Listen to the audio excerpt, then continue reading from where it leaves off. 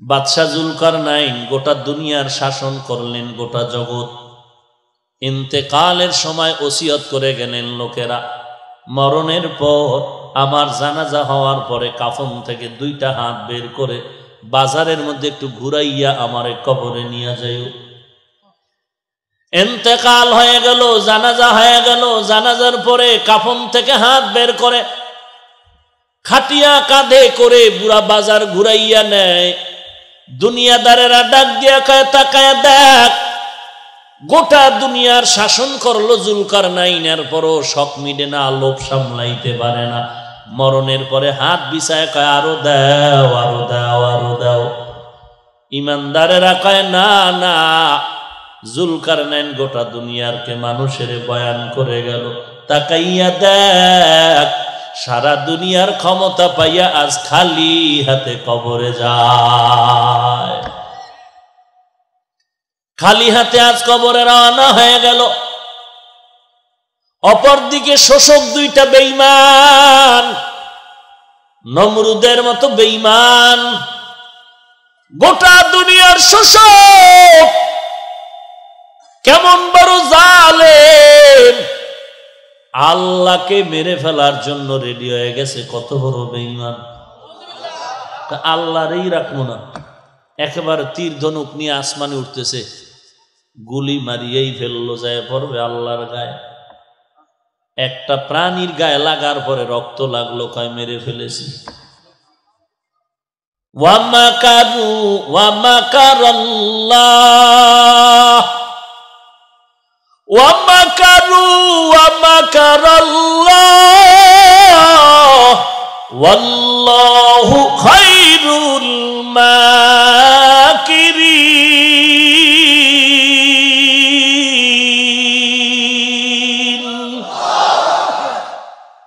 তুই কত নাম্বার বেঈমান?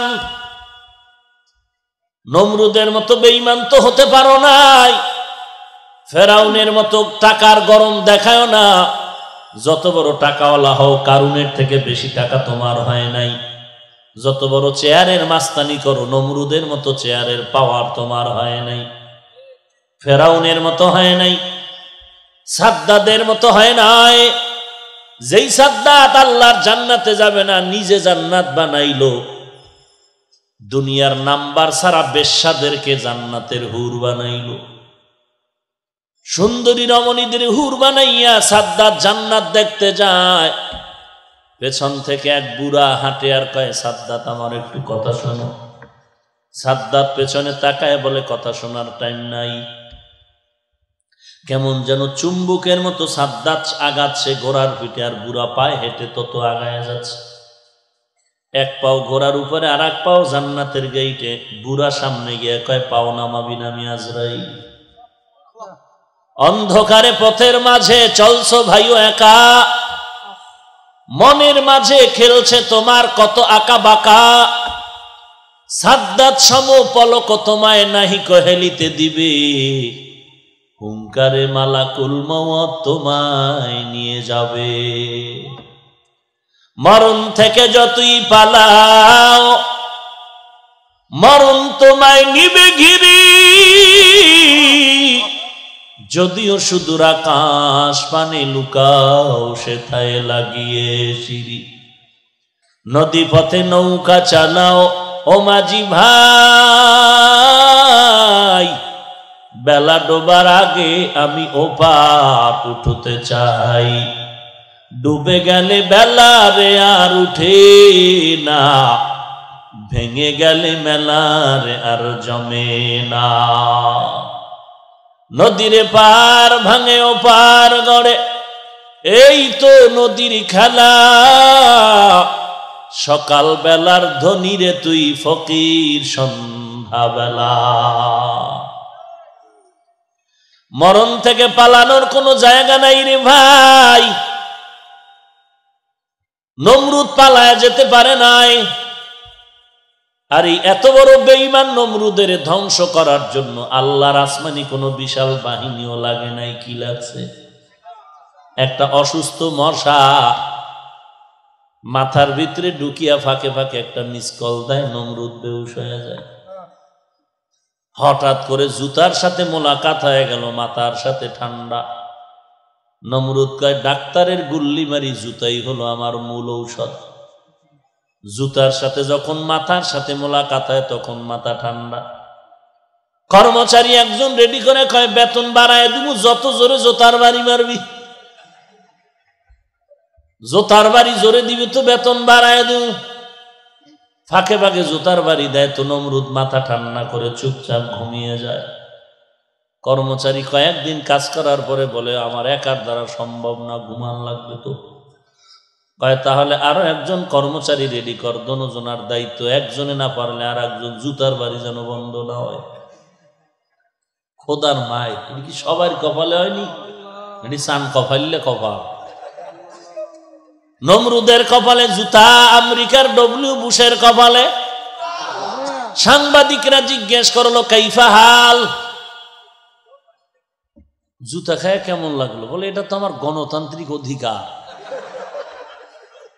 কেসা ভাটপা, চিন্তা করেন যে জুতা খাইয়াও বলে কিচ্ছু মনে করিনি। এরে নবীর উম্মতের দল, মাঝে মাঝে আল্লাহ পায়ের জুতা কপালে লাগায় দেখায় যে দেখ তোর কত সম্মান। এই নমরুদকে আল্লাহ ধ্বংস করার জন্য বেশি কিছু লাগে না। এরে টাকাওয়ালা ভাই, এরে চেয়ারওয়ালা ভাই, কিসের বাহাদুরি দেখাও, কিসের মাস্তানি করো রে বাবা? ফেরাউনের মতো মাস্তান তো হতে পারো নাই। 40 বছর পর্যন্ত যে ফেরাউনের কোনো অসুস্থতা হয় নাই। নীল নদের ভেতরে মাঝখানে বাড়ি বানাইছে, ধুলা বালু লাগে না তো, ঠান্ডাও হয় না। কেমন ফেরাউন, যেই লোহিত সাগরের উপর দিয়ে মুসা নবীকে আল্লাহ পাস করায় দিলেন, পার করায় দিলেন, আবার ওই পানির মধ্যেই ফেরাউনকে আল্লাহ চুবায় ডুবায় খোদাই খায়েশ মিটায় দিলেন। এরে নবীর উম্মতের দল, তুমি তাদের থেকে তো বড় টাকাওয়ালাও হতে পারো না, বড় মাস্তান হতে পারো না। কারুনের এত টাকা, তার টাকা যেই গুদামগুলোতে রাখতো,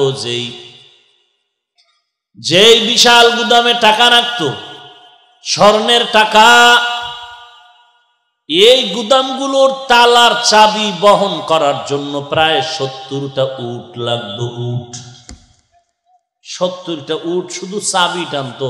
এবার বুঝেন কি পরিমাণ তালা, আর এই তালা কি পরিমাণ গুদাম তার মালে। অহংকারী হয় মুসা নবী বললেন, যাকাত দাও। কারণ বলে, যাকাত দিব না। দিব না তো দিবই না। উল্টা মুসা নবীর বিরুদ্ধে একটা মেয়েরে রেডি করলো, টাকার লোভ দেখায় বলে, এই কন্যা সন্তান, মুসা যখন মানুষের সামনে বয়ান করবে, তুমি দাঁড়াইয়া অপবাদ দিবা মুসা তোমার সাথে জিনা করেছে। চালাকি সব জায়গায় চলে না, বাটপারি সব জায়গায় চলে না, বেয়াদবি গাদ্দারি সব জায়গায় চলে না। খবরদার, বেয়াদবি করতে গিয়া মা বাবার সাথে মাস্তানি করিস না। এই ছাত্র, লেখাপড়ার গরম আর ভাব দেখাইতে গিয়া শিক্ষকের বিরুদ্ধে আন্দোলন করবি না, কপাল পুড়ে যাবে। আজকে কত ছাত্র দেখা যায় শিক্ষকের বিরুদ্ধে আন্দোলন করে কপাল পুড়েছে। রাস্তায় ঘুরে পাগলের মতো মাথা নষ্ট হয়ে গেল, ল্যাংটা ঘুরতেছে। আবার মাঝে মাঝে ইংলিশে কথা কয়, আরবিতে কথা কয়। পাগল তো ইংলিশ পারে না, ইংলিশ জানলো কেমনে? বলে, পাগলে ইংরেজি কয় না, বরং ইংরেজি বলনেওয়ালা বেয়াদবি করে পাগল হয়েছে। লিকুল্লি শাইইন জিনাতুন ফিল ওয়ারা ওয়া জিনাতুল মারই তামামিল আদাবি আজ খোদা কা হিমে তৌফিক আদব বেআদব মাহরুম গাশত আজ ফজলে রা। চালাকি সব জায়গায় চলেনি। নামাজ পড়তে দাঁড়াইয়া 3 জন যুবক, একজন ইমাম হয়ে গেছে। সূরা কেরাত পারি আর না পড়ি ইমাম হয়ে গেছে। ইমামতিতে যাইয়া, তাও আবার তরে না, একটা নৌকার ভিতরে 2 জন পিছে, সামনে একজন। প্রথম রাকাতি কুল আউযু বিরাব্বিন নাস, পরের রাখাতে কি করবো এই চিন্তা তো নাই। এর মধ্যে তুফান, বাতাস, নৌকা হেলে দুলে, একবার ডানে একবার বামে, সূরা কেরাতাও লেগে গেছে। কুল আউযু বিরাব্বিন নাসে, ওরাও নাচে। তো একটার পিছনে দুইটা যে আছে বান্দর, একটা আর একটার ধাক্কা দিয়ে খায়, শক্ত হয়ে খারাপ তুফান ছুটছে। কিন্তু আর একটাই বলে চুপ কর, নামাজের ভিতরে কথা বললে নামাজ হবে না।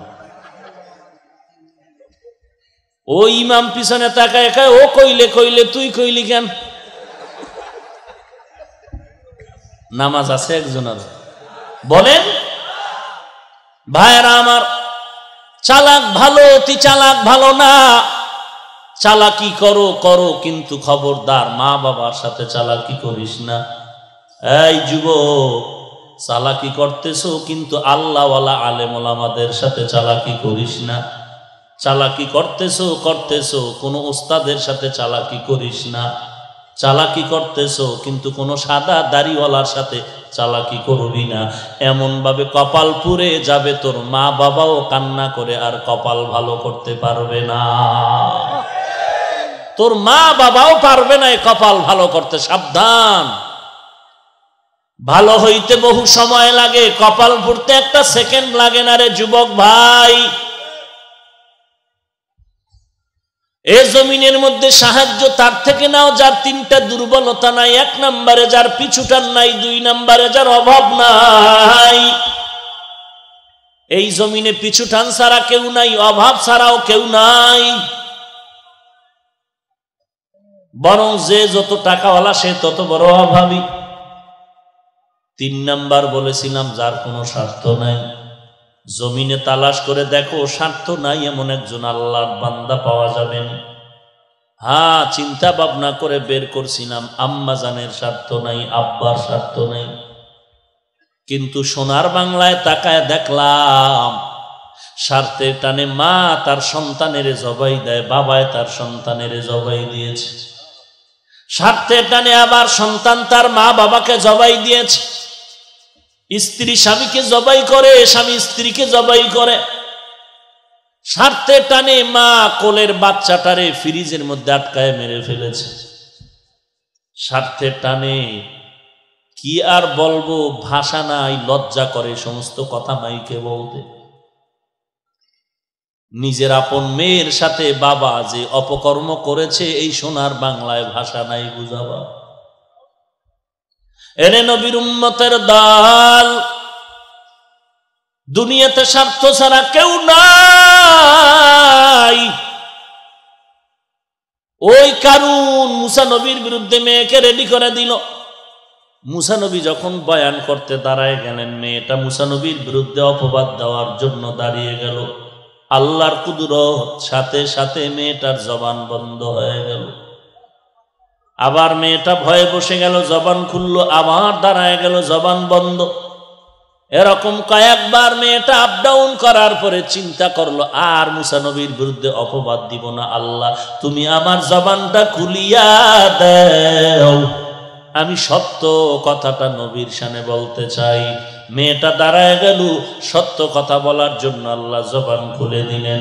মেয়ে ডাক দিয়া কয়, পয়গম্বর, আপনার মতো পবিত্র কেউ নাই। কারণ আমারে টাকার লোভ দেখায় রেডি করছিল আপনার বিরুদ্ধে অপবাদ দিব, আমার সাথে জিনা করেছেন। আমি সাক্ষী দিয়া বলতেছি, আল্লাহ সাক্ষী, আপনার মতো পবিত্র আর কেউ হতে পারে না। মুসা নবীর রাগ উঠে গেল, মাথা গরম হয়ে গেল। ডাক দিয়া কয়, আল্লাহ, মাটি তুমি আমার অনুগত করে দাও। আল্লাহ বলে, দিলাম।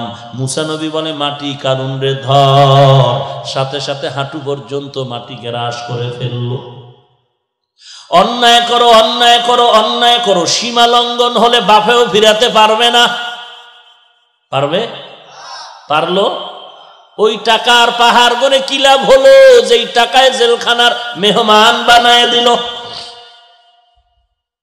অথচ কত গরিব ঠিক মতো খানা পায় না, শীতের মধ্যে একটা পোশাক কিনতে পারে না।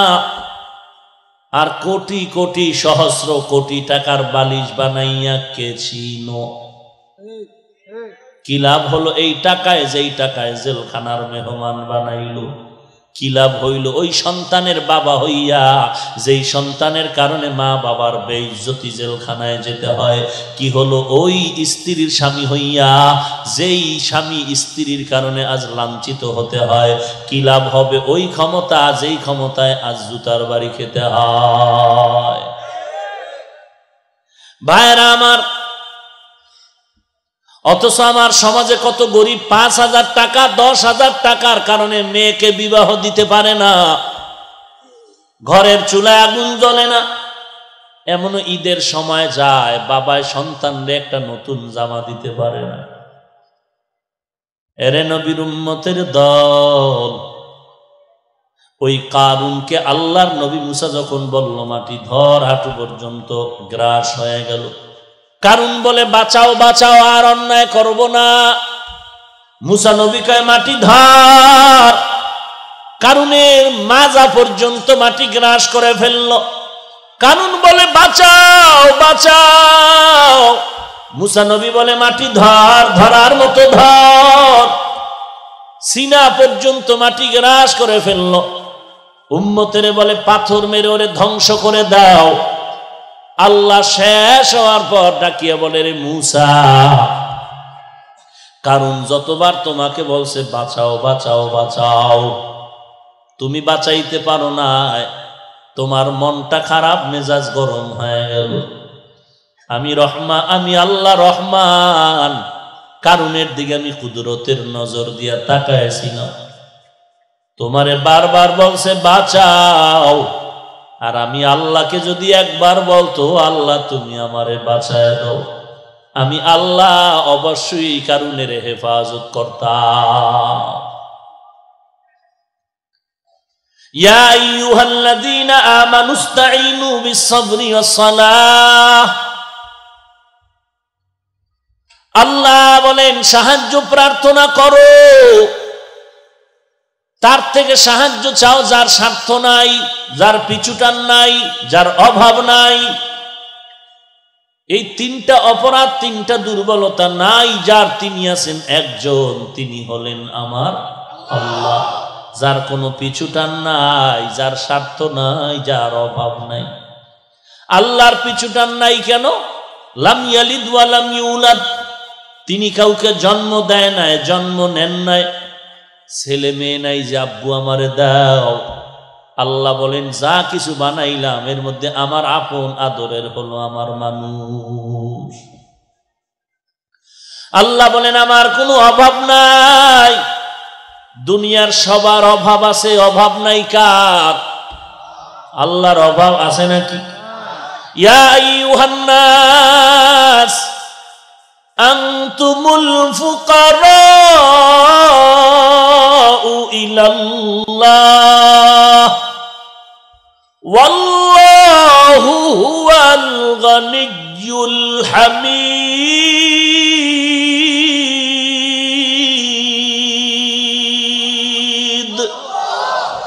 गर तवक्कुल मीकुनी हर सुबह शाम, मेरा सानादर से तू अजला मकाम, जुज़्ब हक ची जे मखा अज इंसुजा, फजले उआ मस्ते दर जुमला जहा।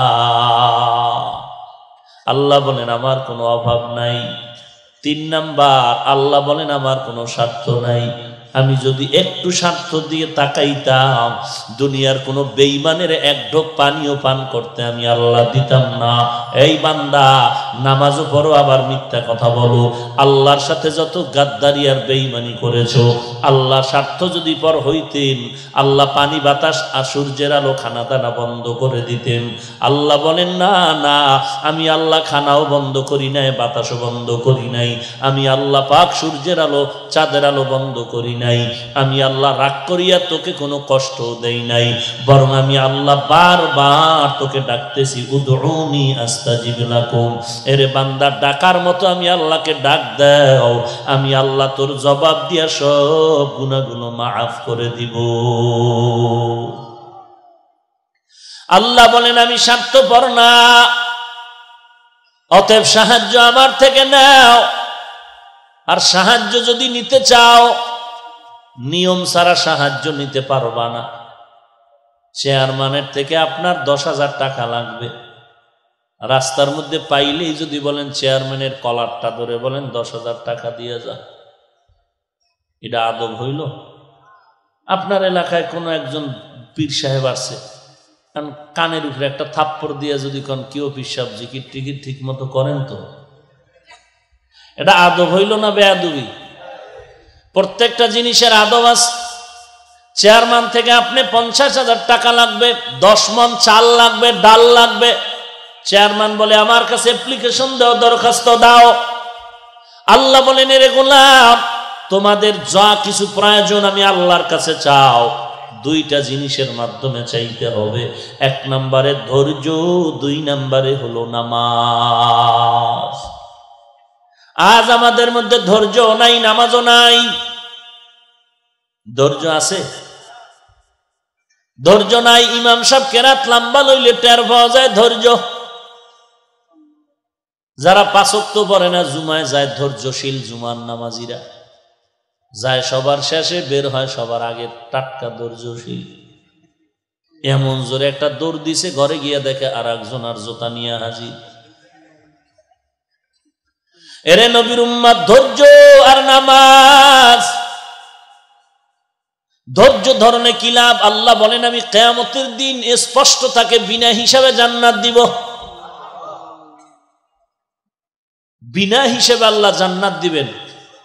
ইন্নামা ইউওয়াফাস সাবিরুনা আজরাহুম বিগাইরি হিসাব। বেগায়ের হিসাব ধৈর্য ধারণকারীকে আল্লাহ বলবে, যা তুই জান্নাতে যা। ধৈর্যের বড় দাম। ধৈর্য ধারণকারীদের জন্য বড় সুসংবাদ। ইয়া আইয়ুহাল্লাযীনা আমানুসবিরু ওয়া সাবিরু ওয়া রাবিতু ওয়াত্তাকুল্লাহ। এরে মুমিন, ধৈর্য ধারণ করো, এর উপরে মজবুত হয়ে থাকো। ধৈর্য বড় দামি একটা সম্পদ। আল্লাহ বলেন, আমি মুসিবত দিয়া দিয়া ধৈর্যের পরীক্ষা নিব। ওয়ালা নাবলুওয়ান্নাকুম বিশাইইম মিনাল খাউফি ওয়াল জুই ওয়া নাকসিম মিনাল আমওয়াল ওয়াল আনফুসি ওয়াস সামারাত ওয়া বাশশিরিস সাবিরিন। এই ধৈর্য, এই দেখছেন নি, এই ধৈর্যের বয়ান শুরু করছি, উড়াও শুরু করছি।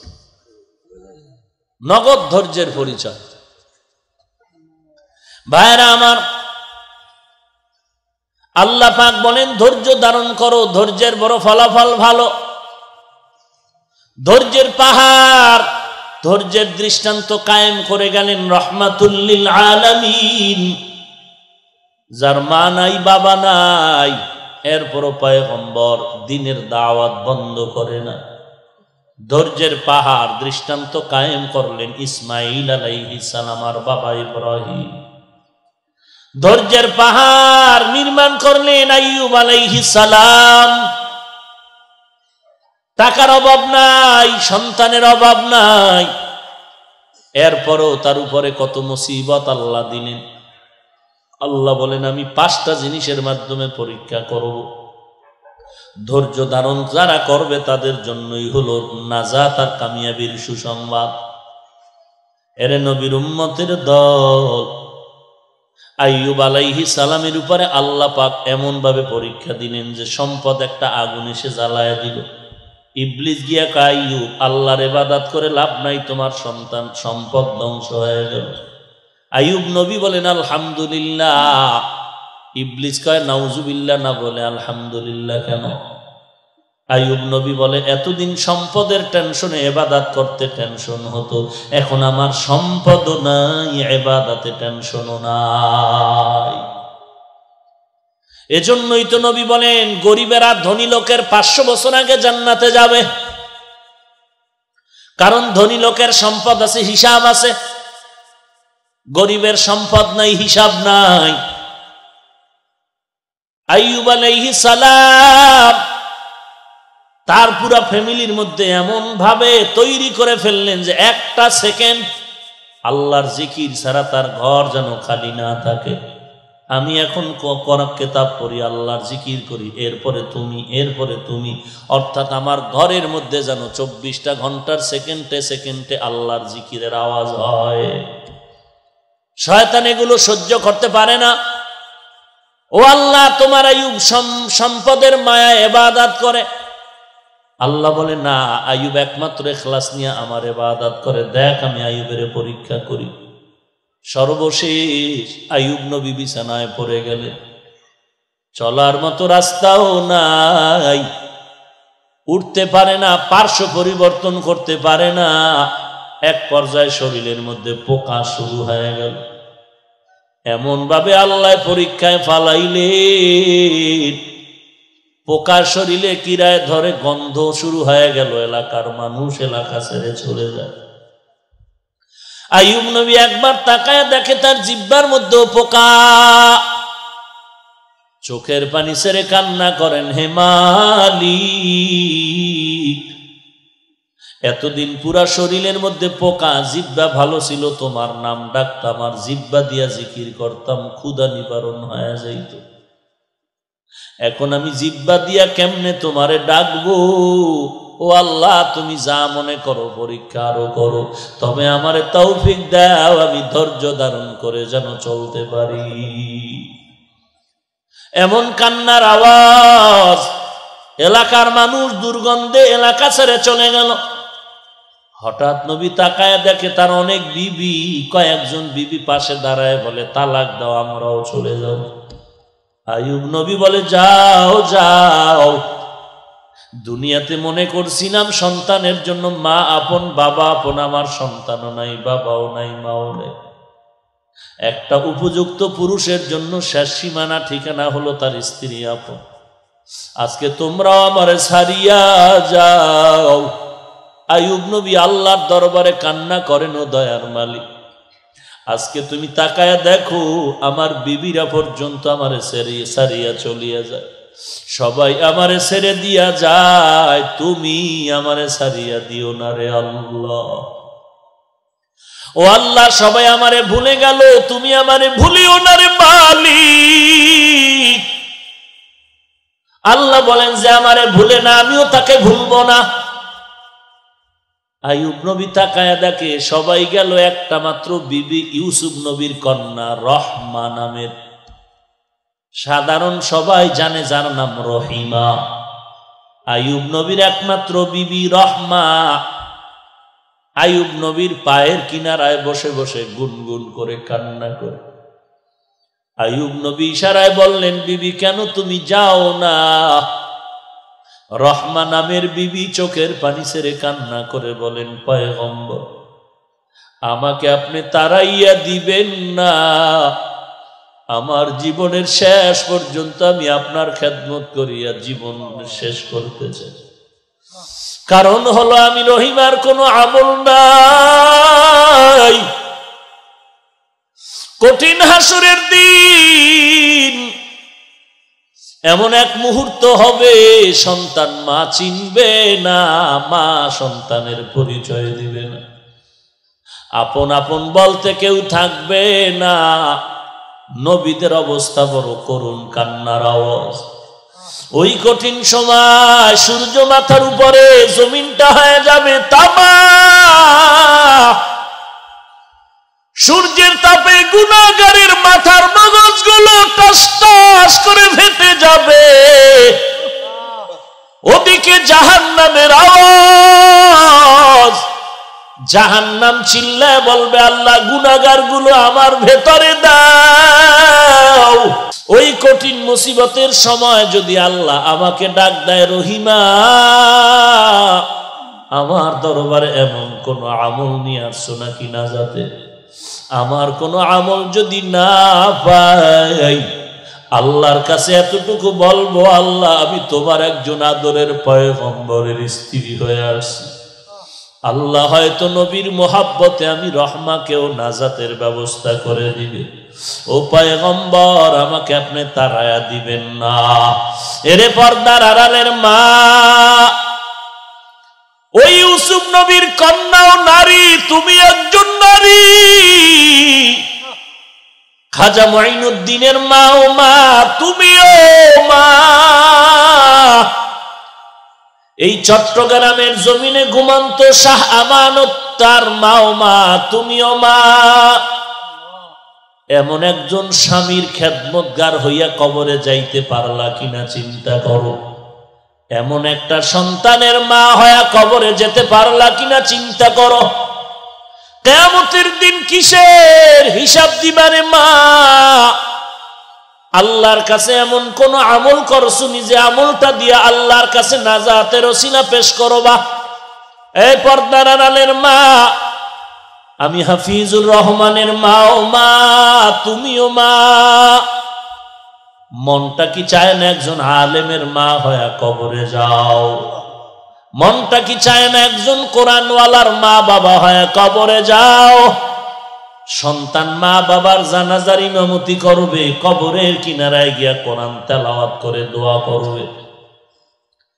এরে যুবক আল্লাহর গোলাম, তুমি স্কুলে পড়ো, কলেজে পড়ো, ভার্সিটিতে পড়ো, ডাক্তার, ডক্টর, ইঞ্জিনিয়ার হও, কিন্তু কোরআন শরীফ পড়তে তো বাধা নাই। তুমি স্কুলে পড়ো, কলেজে পড়ো, তবে কোরআন শরীফটা তুমি পার্ট টাইম একটা টাইম ঠিক করিয়ে কোরআনটা শুদ্ধ করো। এশার নামাজের পরে 1 ঘন্টা, না হয় ফজরের পরে 1 ঘন্টা ইমামরে সময় দিয়ে কোরআন শিখো। তুমি আল্লাহর কোরআন পড়ো, ইসলামের মাসআলা মাসাইল একটু অধ্যয়ন করো, আল্লাহওয়ালা উলামায়ে কেরামের সাথে সম্পর্ক রাখো। আমার সমাজের মধ্যে বহু ডাক্তার আছে, কোরআন পড়ে, ইসলামী জ্ঞানে বড় দামি আগানো। ঢাকার শহরে যাও, চট্টগ্রাম শহরে যাও, বহু ডাক্তার আছে, ইমামতির ময়দানে দাঁড় করায় দাও, পাক্কা ইমাম হয়ে আছে। কারণ ডাক্তারির পাশাপাশি বান্দা কোরআন শিখছে, ইসলামের লাইনে অনেক জ্ঞান অর্জন করেছে। মনে হয় যেন আজ ওই বান্দা আলেমের কাতারে গিয়া অনেক দামি হয়ে গেল। এরে যুবক আল্লাহর গোলাম, তোমার আমার মতো যুবক স্কুল কলেজে পড়ে 1 ওয়াক্ত নামাজ বাদ দেয় না, আছে না নাই? তুমি কেন পারবা না? বালিশে মাথা লাগা একটু চিন্তা করে ঘুমাইও। ঘুমের ঘরেও তো কত মানুষ মরিয়া যায়। তুমি যদি ঘুমের ঘরে মরে যাও, কি উপায় হবে? অন্ধকার কবরে। স্কুলে পড়ো তোমার আমার মতো যুবক, কৃষি কাজ করে, ড্রাইভারি করে, কোটি টাকার ব্যবসা করে, 1 টাকাও হারাম খায় না, নামাজ বাদ দেয় না। তুমি কেন পারবা না রে বাবা? তুমি নেতা মানো, দল মানো, তরিকা মানো, সব কিছুর ঊর্ধ্বে আমার আল্লাহ, সব কিছুর ঊর্ধ্বে আমার পয়গম্বর। এখানে সচেতন শিক্ষিত যুবক, আমাকে বলো, নবীজির তরিকার মধ্যে দাড়ি রাখার নিয়ম আছে না নাই? বলো বলো, আসতে বলো কেন? আছে। মানে যারা দাড়ি ছোট করো, যারা পুরাটা কাটো, দোনো দলের গুনাহ সমান। কেমন গুনাহ? 24টা ঘন্টার সেকেন্ডে সেকেন্ডে সেকেন্ডে কবিরা গুনাহ। ঘুমাইয়া থাকলেও গুনাহ লেখা বন্ধ নাই। নামাজে দাঁড়ায় আছো, গুনাহ লেখা বন্ধ নাই। বাইতুল্লাহর ঘর ধরে লাব্বাইক বলতেছো, গুনাহ লেখা বন্ধ নাই। তুমি বান্দা যতদিন পর্যন্ত দাড়ি রাখার নিয়ত না করবা, ততদিন পর্যন্ত কবিরা গুনাহ বড় না ছোট? বড় গুনাহ লেখা বন্ধ নাই। তুমি রাতের বেলা ঘুমাও, তারপরও গুনাহ লেখা বন্ধ নাই। অটো অটো লিখতে থাকবে ফেরেশতারা। এই রকম সুদের সাথে যারা জড়িত, তাদের জন্য 24 ঘন্টা গুনাহ লেখা হয়। যারা টাকনু গিরার নিচে প্যান্ট পরে, প্যান্ট পায়জামা লঙ্গি পরে, 24 ঘন্টা এদের কবিরা গুনাহ, কবিরা গুনাহ, কবিরা গুনাহ। সেকেন্ডে সেকেন্ডে সেকেন্ডে সেকেন্ডে যতক্ষণ পর্যন্ত তওবা না করবে, গুনাহ লেখা বন্ধ হবে না। সুদের সাথে জড়িত যারা, নামাজ হবে না, রোজা হবে না, জিকির হবে না, তেলাওয়াত হবে না, দান করলে কবুল হবে না, বরং সে নিজের আপন মায়ের সাথে অল টাইম জিনা করে। মায়ের সাথে, আপন মায়ের সাথে জিনার গুনাহ কামাই করতেছে। ও যদি 5 কোটি টাকা মাদ্রাসা দেয়, 1 টাকার সওয়াব আমল নামায় হবে না। 10 তলা মাদ্রাসা বানাইলো, 1টা নেক পাবে না। 5 তলা মসজিদ বানাইলো, 1টা নেক পাবে না, যতদিন পর্যন্ত তওবা না করবে। এটা আমার বাবার বানানো কথা? তোমার কবরে তুমি যাবা, আমার কবরে আমি যাব।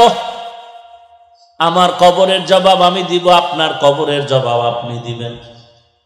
তবে কেউ যদি বলেন পাও ধরিয়া বললে আপনি আর গুনাহ করবেন না, আমি আপনার পায়ে হাত দিয়া বলতে রাজি আছি।